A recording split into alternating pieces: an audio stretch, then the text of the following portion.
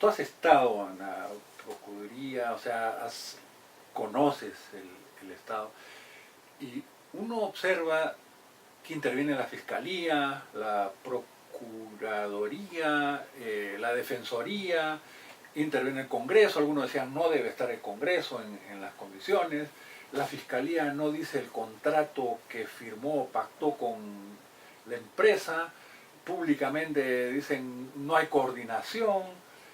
Súbitamente alguna de las procuradores acusa a un expresidente y el otro dice no, pero la Fiscalía es la que tiene. ¿Cómo es esta trama institucional, digamos, ha sido siempre así medio caótico o es por la magnitud del problema que se está enfrentando que se requeriría una mayor coordinación o algún orden distinto? Yo creo que se mezclan varios factores. Ciertamente la distribución de roles y competencias probablemente no es del todo clara y hay espacios en donde pueden superponerse dos o más instituciones en términos de competencia, pero aún así yo creo que no es muy complicado saber qué le compete a cada quien. Por ejemplo, el Poder Judicial juzga, es decir, el juez no investiga, el juez dirime una controversia, un litigio judicial. El Ministerio Público, el fiscal, es el que tiene que investigar y acusar. Y el procurador es un abogado de parte. El procurador es abogado del Estado. Defiende, por tanto, los intereses del Estado. No se le exige tanta imparcialidad como al juez, porque el procurador puede ser tan parcial defendiendo los intereses del Estado como puede serlo un abogado defensor de una persona procesada por corrupción. Porque son abogados de partes. Entonces, cuando un procurador anticorrupción le pide a la Fiscalía que investigue a un ministro, a un expresidente o a un funcionario público, lo que está haciendo, en teoría, es como defensor de los intereses del Estado, encuentra indicios razonables para pedirle al fiscal, que es el que investiga a un funcionario público, y si el fiscal considera que hay suficientes elementos, lo denuncie ante el juez para que el juez lo juzgue. Tengo la impresión, sin embargo, de que lo que puede estar pasando en estos días, donde hay un afán de procuradores por denunciar, probablemente sea el afán de protagonismo, porque cuando uno corrobora esos pedidos de investigación con las pruebas que se adjuntan, va a la Fiscalía, digamos. Va a la Fiscalía, pero no solamente, sino que pide investigar, por ejemplo, a un ex premier o a un ex ministro o a un expresidente o a un presidente en ejercicio sobre la base de noticias periodísticas. Entonces, bajo esa regla, cualquier procurador estaría obligado a, cuando encuentre una noticia más o menos alarmante en un medio de comunicación, recortarla y presentarla al fiscal pidiéndole que investigue. A eso no deberíamos llegar. Claro. Lo que pasa es que la ley de la Procuraduría, la ley que regula la defensa jurídica del Estado, el Consejo de Defensa Jurídica del Estado, establece que los procuradores están obligados a poner en conocimiento del fiscal hechos que puedan comprometer los intereses del Estado. Pero eso no debe interpretarse de una manera, digamos, irracional, en el sentido de que escucho un chisme acerca de un funcionario y por tanto estoy obligado a denunciarlo. No, que el procurador tiene que hacer una investigación preliminar, que no es una investigación fiscal, pero sí corroborar cierta prueba, porque si no se convierte en una mera mesa de partes, ¿no? Tramitar noticias periodísticas, y eso no debería ser. ¿Cómo ves finalmente la perspectiva de esto? ¿Crees que vamos a estar a la altura de las circunstancias? ¿Las instituciones van a poder procesar esto? Se anuncian destapes para junio, donde va a tambalear todo. Bueno, ya lo que ha salido ha sido un terremoto, y se anuncia que lo de junio sería peor. ¿Cómo ves el futuro institucional de la República, digamos? ¿Qué habría que hacer? ¿Cómo plantearías tú un escenario, digamos, hacia adelante? Yo creo que es complejo porque creo que hay muchos intereses en juego, ¿no? Un Congreso dominado por una oposición que quiere tomar el poder casi a cualquier precio, una oposición con miembros comprometidos con actos de corrupción, con lavado de activos, que se autoencubren y giran los reflectores hacia el gobierno de turno. No digo que algunos funcionarios del actual gobierno de turno no tengan que responder cuestionamientos que parecen plausibles. Lo que digo simplemente es que no creo que la lucha contra la corrupción sea un punto en la agenda política prioritario de ninguna fuerza política. Me queda clarísimo con lo que pasa en el gobierno, en el Congreso.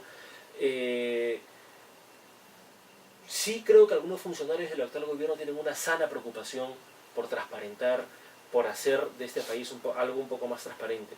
Pero no veo que el actual sistema lo permita. O sea, el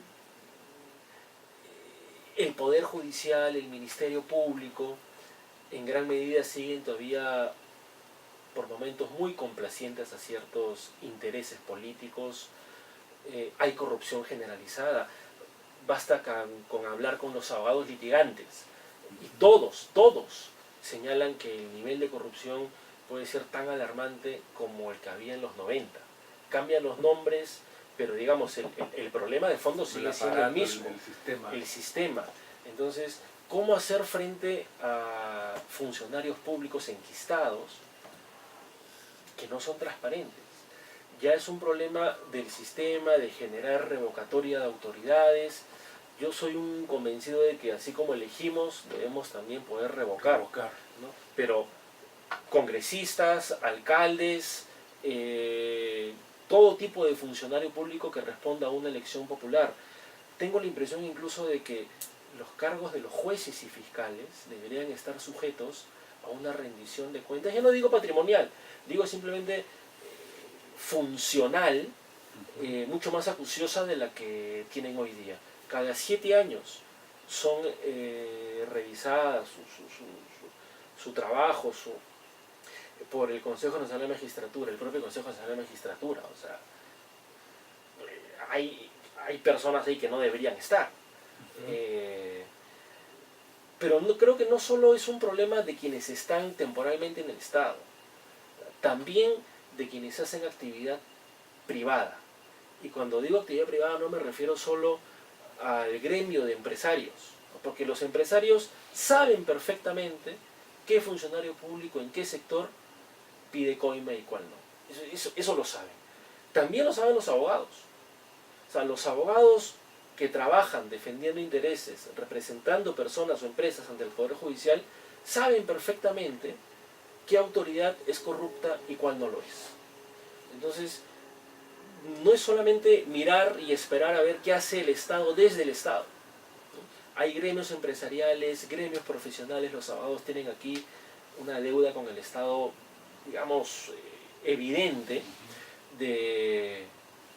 porque creo que estamos cerca a un punto en el cual ya el permanecer pasivo puede llegar a ser sinónimo casi de complicidad, ¿no? O sea, si tú me preguntas por un diagnóstico, yo soy bastante escéptico.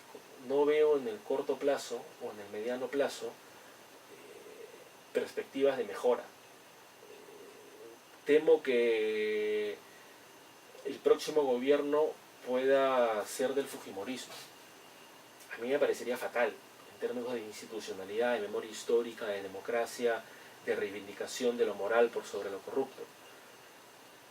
Pero hoy por hoy me cuesta creer que haya una alternativa, teniendo en cuenta el caudal de votos que ha arrastrado en las elecciones últimas.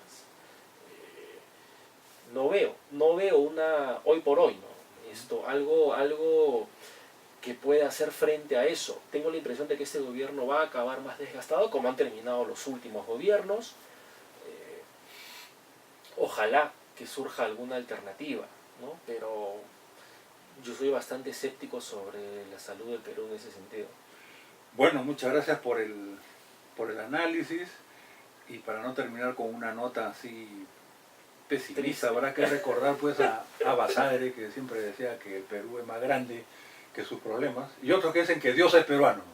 Así que si no son las instituciones, algo pasará que nos libraremos, espero. Sí creo que las universidades tienen una Claro. voz fundamental ahí, ¿no? De formar cuadros, de ser espacios de crítica, de llamadas de atención públicas, políticas.